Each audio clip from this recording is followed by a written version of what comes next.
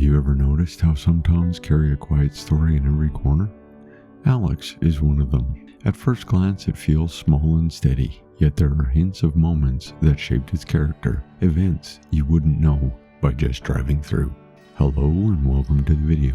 If this is your first time here, my name is Mike. If you've been here before, my name is still Mike, but you would have known that already.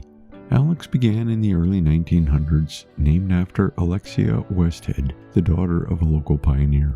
Incorporated as a village in 1911, it quickly became a hub for the surrounding farmland, connected by the Canadian Northern Railway. The tracks brought supplies, news, and travelers, shaping both its economy and its rhythm.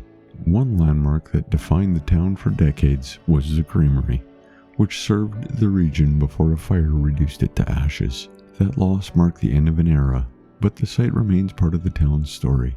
Today, Rar Malting stands at the edge of town, a modern reminder of Alix's role in agriculture and grain processing. The school and community hall link past and present generations, while the Alix Fair, held each summer, carries on nearly a century of farming traditions and community gatherings. Those details, the naming, incorporation, the fire, and Rar Malting, they reveal why Alix has a quiet resilience. It's a town shaped by steady work, shared history, and small events that leave lasting impressions. Walking its streets today, you see a place where past and present sit side by side. Farms stretch across the horizon, the main street holds its modest businesses, and community life continues much as it has for generations. Alix is defined not by sudden change, but by a continuity that quietly endures. So if you've enjoyed this little journey, give that like button a tap. It's free and oddly satisfying.